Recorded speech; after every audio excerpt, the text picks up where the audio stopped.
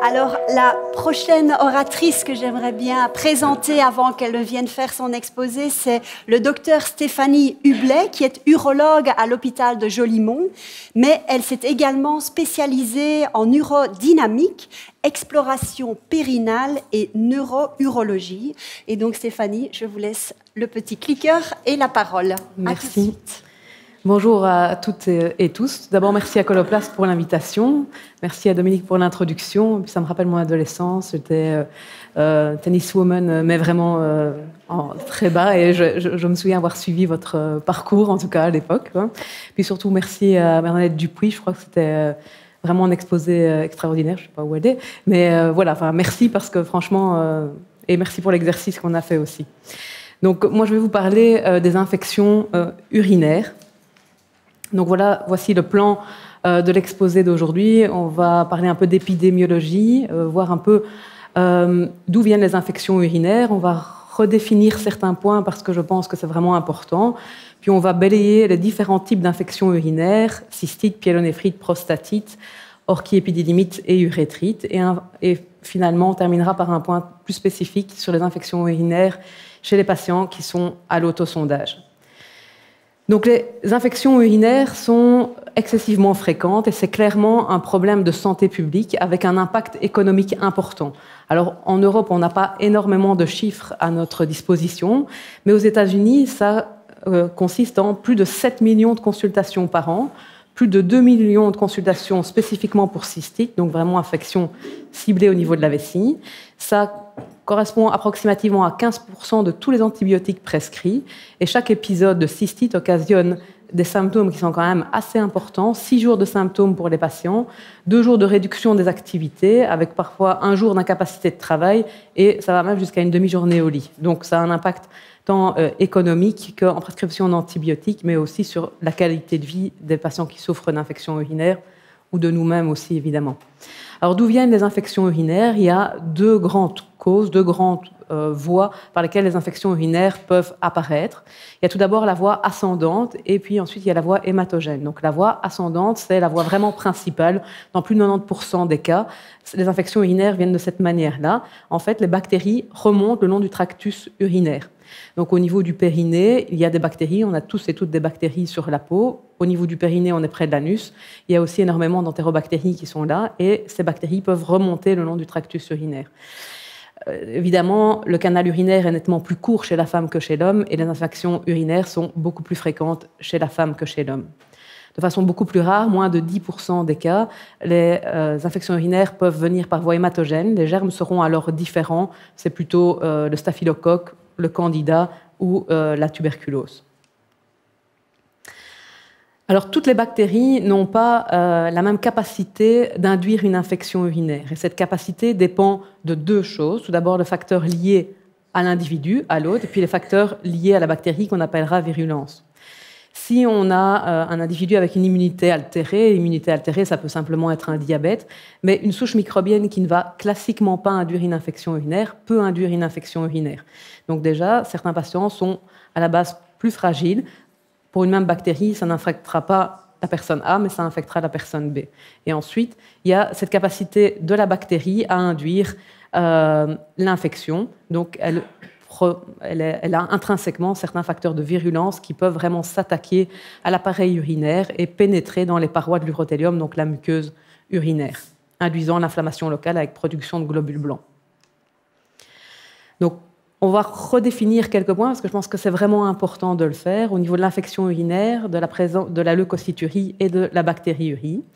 Donc l'infection urinaire, qu'est-ce que c'est? C'est une réponse inflammatoire de l'organisme, plus spécifiquement de l'urothélium, donc la muqueuse qui tapisse la vessie, l'urtère, l'urètre ou les cavités piélo-calicielles. Et cette réponse inflammatoire est associée non seulement à des symptômes cliniques et à une bactériurie significative. Et il est important que les 2 soient présents. Pour la leucocyturie, donc, il y a encore certains laboratoires qui travaillent avec des globules blancs par champ, et donc ce sera positif lorsqu'il y aura plus de 5 globules blancs par champ, ou plus souvent 25 globules blancs par microlitre. Alors, la bactériurie, va être dite significative, et donc il n'est pas anormal parfois d'avoir quelques bactéries dans un échantillon d'urine, mais pour les cystites chez la femme non compliquées, au-delà de 1000 germes par millilitre, ce sera déjà une bactériurie significative. Pour les pyélonéphrite, il faut avoir plus de 10 000 germes par millilitre, et pour les infections compliquées, donc toutes les infections chez les hommes, chez les gens avec porteurs d'un cathéter suspubien, c'est plus de 10 000 à 100 000 bactéries par microlitre.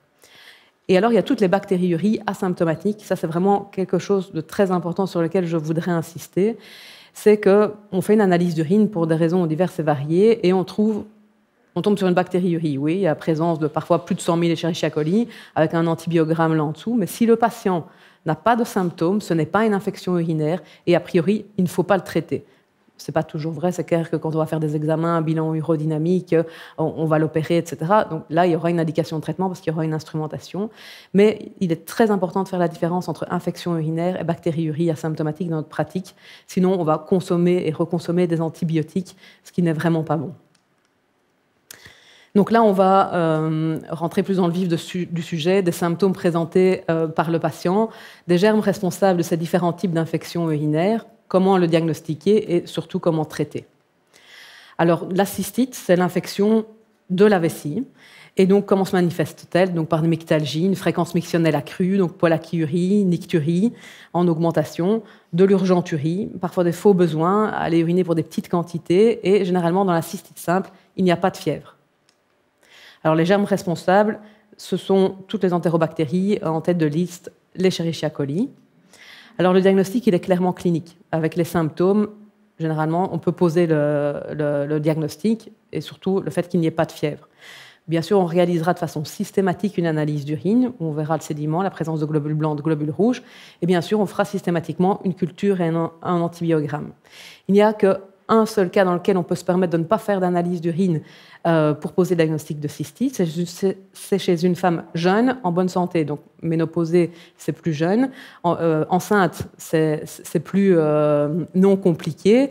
Et toute patiente qui a d'autres problèmes de santé, diabète, etc. Donc, typiquement, la jeune fille de 18 ans qui fait son premier épisode de cystite, on peut éventuellement se permettre de ne pas faire une analyse d'urine. Après, c'est indispensable de faire une analyse d'urine.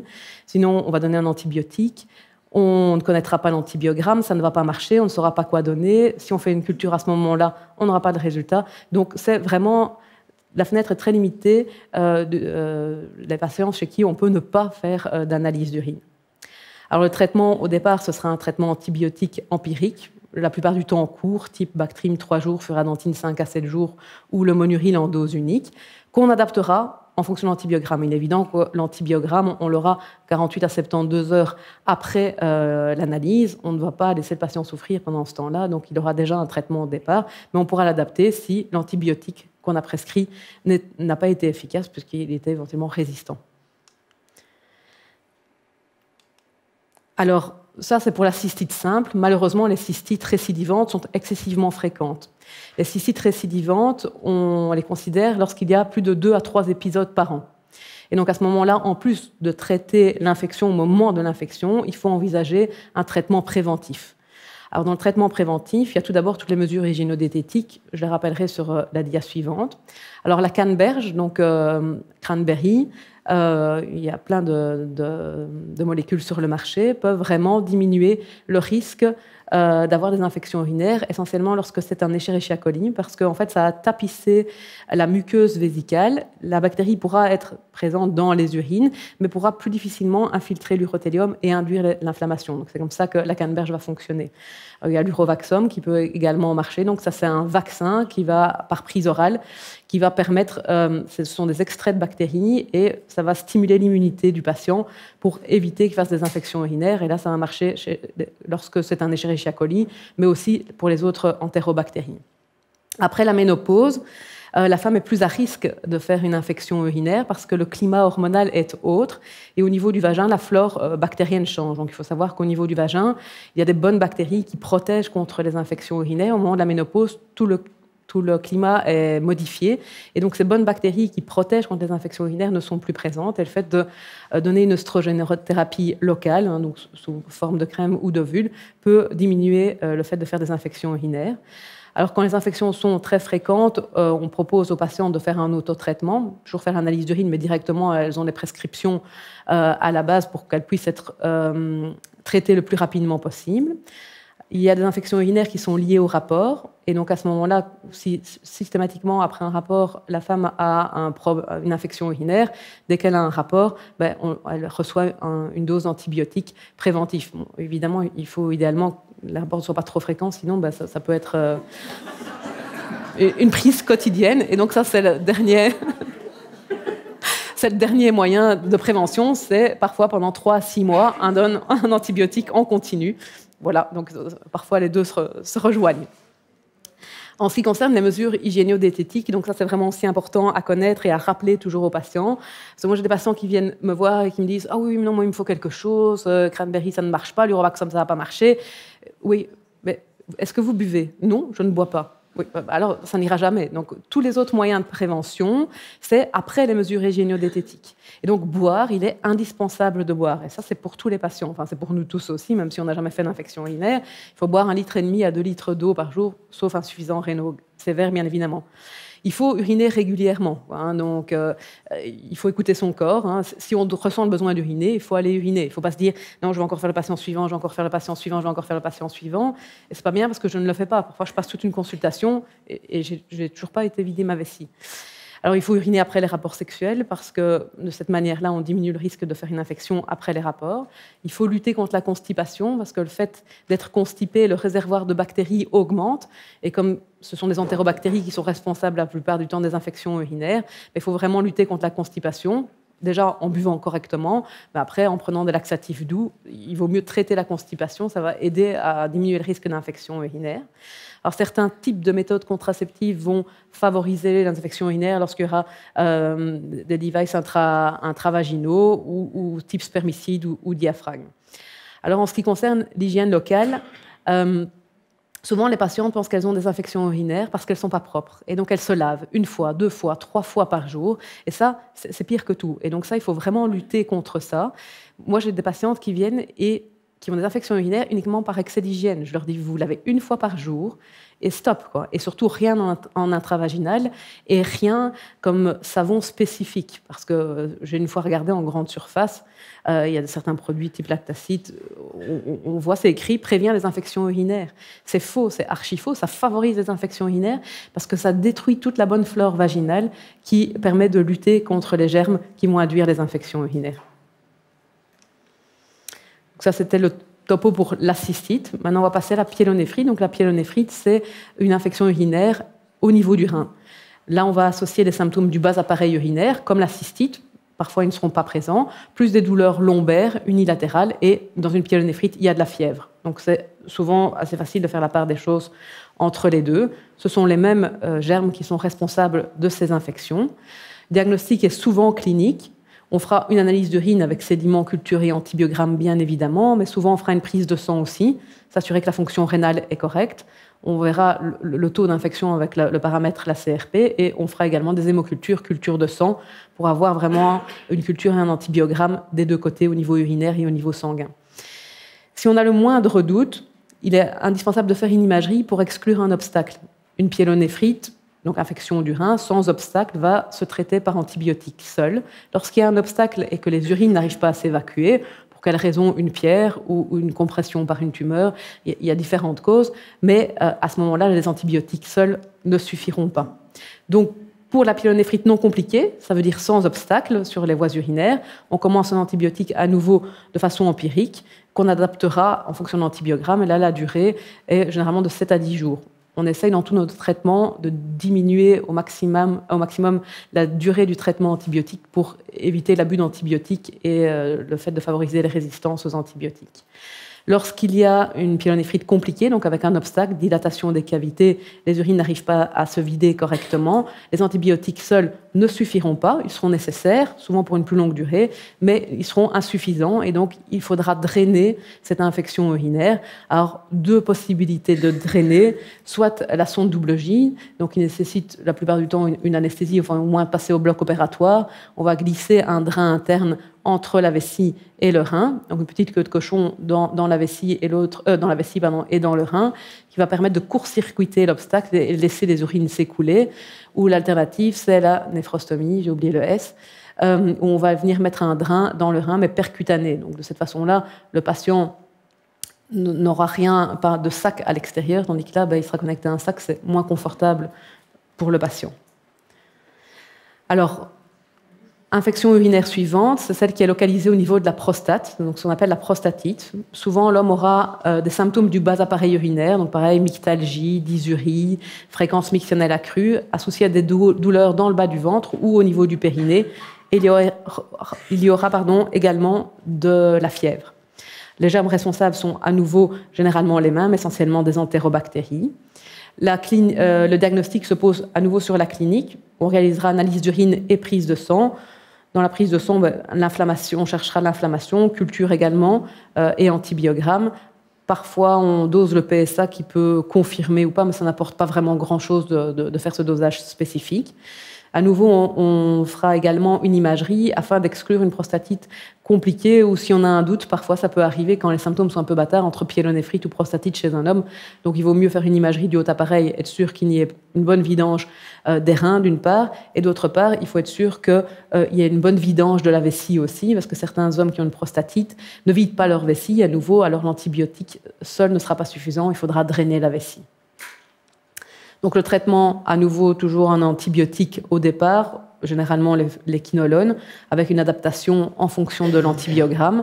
Et la durée de traitement est très variable. Avant, c'était assez long. Maintenant, on essaye de réduire à 10 jours, mais une prostatite n'est pas une autre. Ce sera un petit peu en fonction de la fièvre, du syndrome, l'ampleur du syndrome inflammatoire et de la réponse au traitement des symptômes du patient. Mais parfois, on peut aller encore jusqu'à 6 semaines de traitement quand c'est des prostatites récidivantes. Alors, l'infection suivante, c'est celle qui est localisée au niveau du testicule et de l'épididyme. Donc, l'homme se présente avec des douleurs scrotales, parfois une rougeur, une augmentation de volume et une induration. Il peut avoir de la fièvre, mais pas nécessairement. Les germes sont toujours les entérobactéries, avec en tête de liste les Escherichia coli. Mais parfois, il peut avoir des maladies sexuellement transmissibles qui induisent une orchite ou une épididymite. Et donc, alors, on trouvera le chlamydia trachomatis également. Alors le diagnostic, à nouveau, il est clinique. Généralement, c'est assez évident quand on a examiné le patient. On réalisera quand même généralement une échographie pour s'assurer qu'il n'y a pas d'abcès ou qu'il n'y a pas d'aggravation, enfin de symptômes de gravité de cette orchiépididymite. À nouveau, le traitement sera antibiotique, empirique au départ, adapté en fonction de l'antibiogramme. On privilégie souvent les quinolones, même si les résistances augmentent de plus en plus, et ce sera pour une durée de 2 à 4 semaines. Alors, une infection un peu plus spécifique et un peu différente des autres, c'est l'urétrite. Donc, ça se manifeste par des douleurs au niveau de l'urètre et des décharges urétrales, donc des écoulements urétraux, mais en dehors des mictions, souvent de pus. Les germes responsables, c'est clairement des germes liés aux maladies sexuellement transmissibles, donc gonocoque, chlamydia, trichomonas, mycoplasme. Le diagnostic est clinique et donc on devra rechercher ces germes plus spécifiques. Et donc, par le passé, on faisait un frottis urétral. Maintenant, souvent, on fait des PCR, gonocoque, chlamydia sur les urines. Donc, c'est parfois un peu vache si on continue à faire les frottis urétraux pour les hommes. Généralement, une analyse d'urine seule suffit, mais il faut bien cocher sur la demande PCR, gonocoque, chlamydia. Et il y a de plus en plus de résistance aussi sur ces germes. Donc, on demande de plus en plus souvent également un antibiogramme. Donc, à nouveau, ce sera un traitement empirique qu'on adaptera. On donne parfois encore l'association ciproxine doxycycline, mais il y a de plus en plus de résistance, donc on donne parfois une dose de rocéphine en intramusculaire.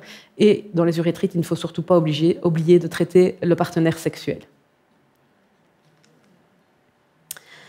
Alors, on arrive au dernier point qui concerne les infections urinaires chez les patients qui sont à l'autosondage. Donc, l'infection urinaire est la complication la plus fréquente des patients qui sont à l'autosondage. Mais ne me faites pas dire ce que je n'ai pas dit, l'autosondage reste le meilleur moyen de vider la vessie, tant par rapport au cathéter suspubien que par rapport à la sonde à demeure. Ça reste vraiment le meilleur moyen, mais les infections urinaires sont fréquentes chez les patients à l'autosondage. Je vous rappelle, comme je vous l'ai dit en début d'exposé, que les infections, c'est l'association de symptômes, plus la présence de globules blancs et d'une bactériurie. Chez le patient en l'autosondage, la symptomatologie peut parfois être différente. Donc, ce n'est pas toujours facile d'appréhender est-ce que c'est une infection urinaire ou ce n'est pas une infection urinaire. Alors, voici les symptômes. Fièvre, frisson, ça peut être ça, mais ça peut être que ça, quoi, hein, avec rien d'autre. Ça peut simplement être une altération de l'état général. Le patient est moins bien, il ne chauffe pas vraiment, il n'y a pas de plainte urinaire, il n'urine peut-être plus du tout ou encore un petit peu, mais il ne ressent pas vraiment les choses. Ça peut être des urines troubles et malodorantes. Ça peut être des gènes au moment de la miction, si le patient urine encore partiellement, ou dans les reins, ou des douleurs abdominales basses. Ça peut être une aggravation de l'incontinence ou une apparition d'une incontinence qui n'était pas là auparavant, où le patient ressent le besoin de se sonder plus fréquemment qu'auparavant.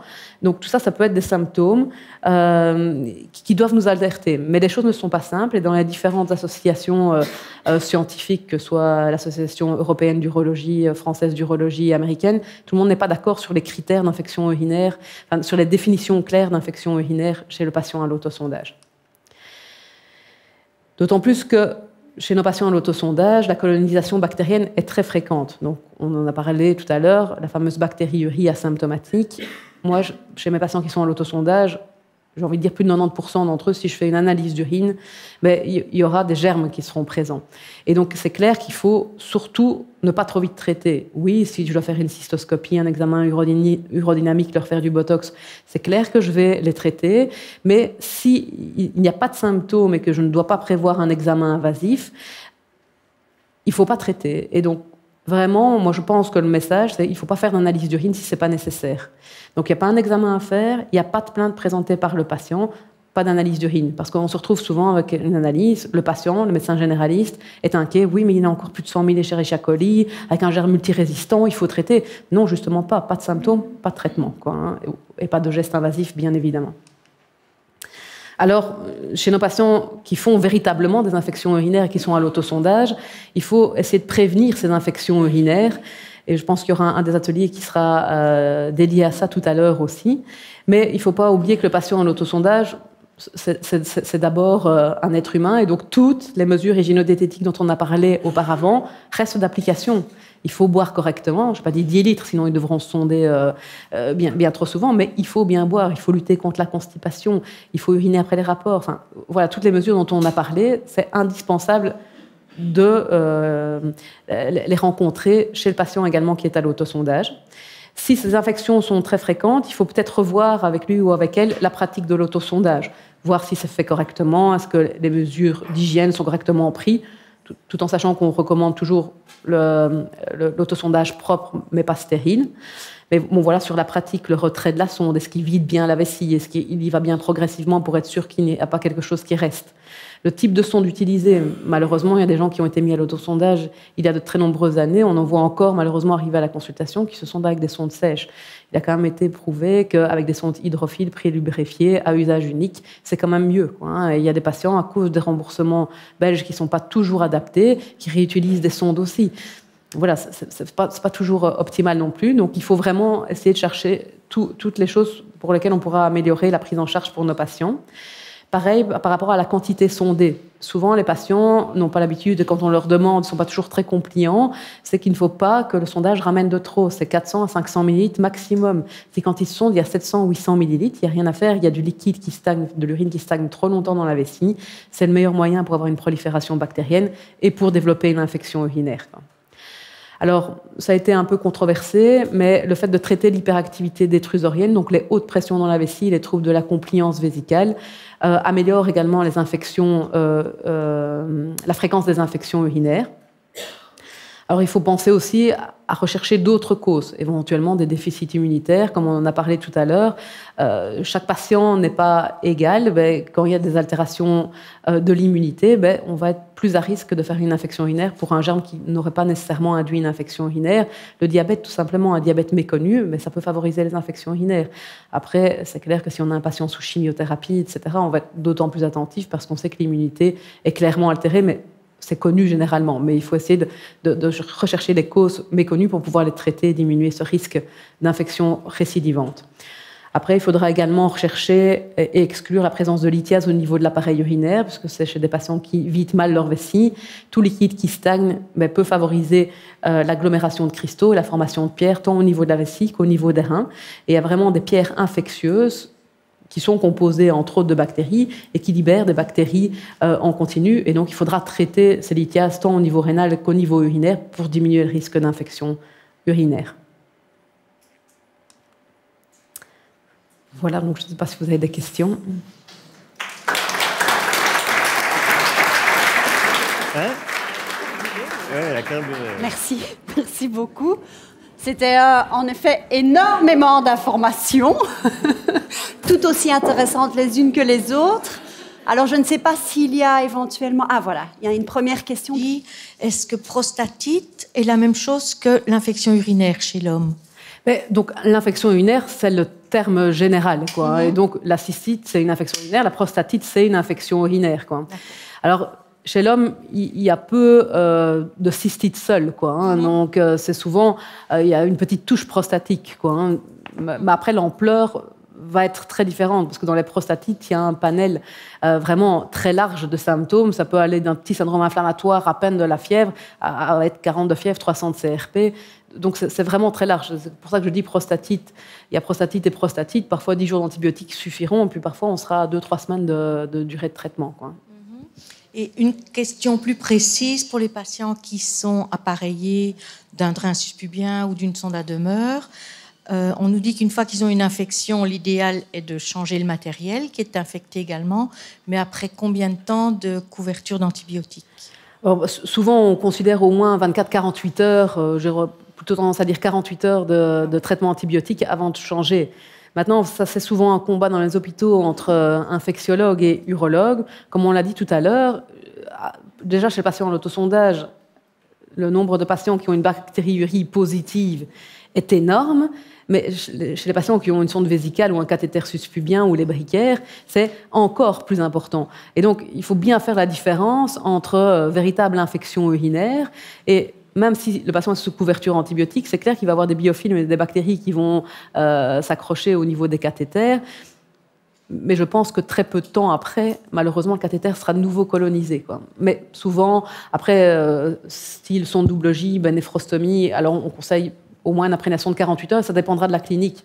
Je pense que si le patient chauffe encore, il faudra voir un petit peu, en fonction de l'état du patient, s'il faut agir tout de suite ou encore laisser un peu le temps aux antibiotiques. Non, c'est différent s'il y a un obstacle à nouveau. Imaginons que la sonde vésicale ne draine pas, ou je pense au pyélonéphrite. S'il y a une JJ qui est obstruée, il faut la changer tout de suite. Il ne faut pas attendre le traitement antibiotique. C'est une urgence. Il faut aller d'emblée changer ce corps étranger sous traitement antibiotique, mais on commence les deux en même temps, quoi. Parfait. Est-ce qu'il y a encore une question? Parlez pas d'huile essentielle et tout ça, on ne pourrait pas utiliser un panel d'huile essentielle qui sont peut-être moins agressifs que les antibiotiques pour traiter? J'en ai pas la connaissance, en tout cas. Alors, ce qui a été étudié, à ma connaissance, pour les huiles essentielles, je ne connais vraiment pas. Mais c'est clair que pour les cystites simples, en début, le fait de boire beaucoup et parfois d'utiliser des agents non antibiotiques type à base de canneberge ou d'autres molécules peut diminuer la symptomatologie et faire disparaître les bactéries. Donc ça, il y a des études qui ont montré ça. Je pense, par exemple, mon but n'est pas faire de la pub, mais à l'Uricran Forte ou le Cranfit Plus, etc., pris en tout début de traitement à haute dose, parfois ça permet de ne pas donner un traitement antibiotique. Qu'est-ce que vous pensez des instillations endovésicales à base d'hyaluryl, de Gepan, pour les cystites chroniques?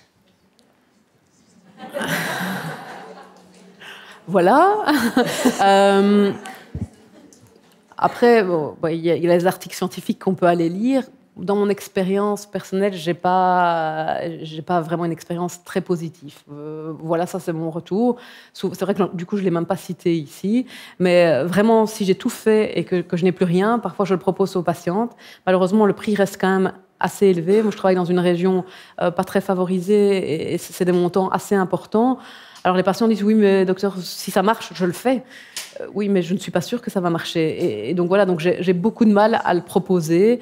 Et je pense à une ou deux patientes chez qui ça a aidé, mais souvent dans mon expérience, ça ne marche pas vraiment. C'est de hyaluryle ou Gépan, ou donc c'est des protéosaminoglycans qui sont censés aussi faire une paroi au niveau de la muqueuse pour diminuer le risque de pénétration, puisque la bactérie, quand elle remonte le long du tractus urinaire, elle vient dans les voies urinaires et puis elle pénètre dans l'urothélium, et c'est seulement à ce moment-là qu'il y a les symptômes, et c'est seulement à ce moment-là que c'est vraiment une infection urinaire. Donc un peu comme la canneberge qui fait cette espèce de film protecteur, et c'est censé restaurer, parce qu'on le donne dans les infections urinaires récidivantes, mais également parfois dans les cystites interstitielles, etc. Voilà. Après, moi, j'ai personnellement une efficacité mitigée. J'ai vu d'autres urologues dans la salle, Frédérica, Julie, je ne sais pas, votre expérience à vous Pour les cystites bactériennes, moi, je ne le propose jamais. Je le propose que pour les cystites interstitielles ou les syndromes douloureux chroniques, quoi. Avec peu de garantie d'efficacité, on est bien d'accord, et un coût élevé. Ouais. Et puis, moi, je le propose dans les cystites bactériennes récidivantes. Quand j'ai tout épuisé, tout ce que tu as dit, je le fais. Mais c'est compliqué de savoir... c'est ça qui... mais j'ai quand même une tendance plus positive que vous. Voilà, tu vois, j'ai une impression... j'ai une impression d'efficacité.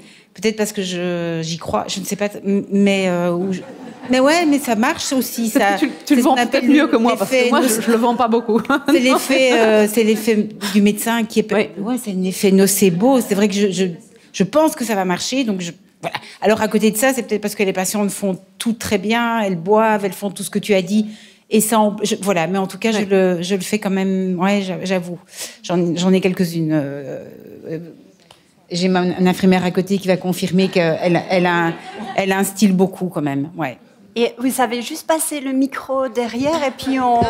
J'ai juste une question pratico-pratique. Tu t'organises comment alors, parce que comme elles font des infections à répétition, tu les mets en même temps sous antibio le temps du traitement ou Non, parce que...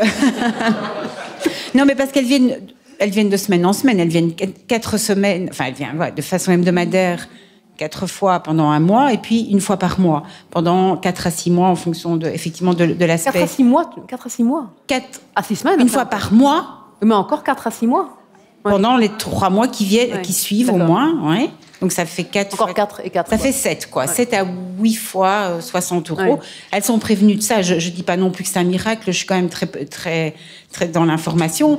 Mais donc comment je m'organise quand c'est de semaine en semaine? Non, je fais pas d'examen d'urine entre chaque instillation. Et quand c'est une instillation mensuelle, ces femmes se connaissent. Elles font un examen d'urine quelques jours avant si elles sont dans le doute d'une infection. Mais c'est vrai que ça, globalement, elles ont l'air contentes. Voilà. On avait encore une question. Oui, pas de souci. Que chez nous aussi, on fait beaucoup d'instillations endovésicales, même parfois chez personnes qui sont auto-sondées. Et franchement, j'ai des bons résultats. Bon, c'est vrai? Oui. Vous aurez le lunch pour pouvoir en discuter. Infirmière à Montsoir-Quigny, hein, c'est ça? Non, c'est à Nivelles. À Nivelles, pardon. Voilà, mais ça reste le même... Joliment. Voilà. Est-ce qu'il y a encore une dernière question ou éventuellement un élément? Je prends juste le micro, peut-être, ici, pour Madame devant. Non, juste une information par rapport aux patients qui sont porteurs d'un drainage en continu, un cyste 4 par exemple, avec des urines qui sont franchement malodorantes, floconneuses, une bactériurie certes, mais pas de symptômes cliniques outre mesure. Vous préconisez, outre les petits moyens, parfois on a parfois encore tendance à faire des petites instillations de chlorhexidine ou de liquide physiologique. Est-ce que ça a du sens ou ça ne sert à rien? Après... je ne considère pas que urine malodorante seule ou des urines vraiment troubles vont être un véritable symptôme, mais c'est parfois difficile. Et donc, j'ai envie de dire, c'est un petit peu à la carte. Ça m'est déjà arrivé même de donner un traitement antibiotique parce que c'est insupportable pour les patients, puis de mettre toutes les autres mesures en route pour ne pas que ça récidive, parce que sinon, c'est des patients qui risquent d'être sous antibiotiques en permanence. Souvent, quand c'est le cas, souvent, c'est des gens qui ne boivent pas bien, souvent des personnes âgées ou alitées, etc., auxquelles je pense. Alors, rincer, oui, parfois, on faisait des rinçages, mais plus au sérum physiologique, vraiment pour éviter que les cathéters. Je n'ai pas l'expérience de rinçage avec des agents autres comme chlorhexidine, ou c'est parfois fait. Hein, j'avais des collègues qui faisaient des rinçages à l'isobétadine, carrément, dilués. Hein, donc... Ils prenaient de l'isabétaline gynéco diluée et faisaient des rinçages comme ça. Parfois, hospitalisaient des patients avec des sondes à 3 voies pour rincer. Il y a des gens qui le font. L'efficacité, en tout cas, je ne connais pas dans la littérature, mais bon, ça reste mitigé. Maintenant, après, voilà, les expériences des uns et des autres montrent des résultats différents parfois.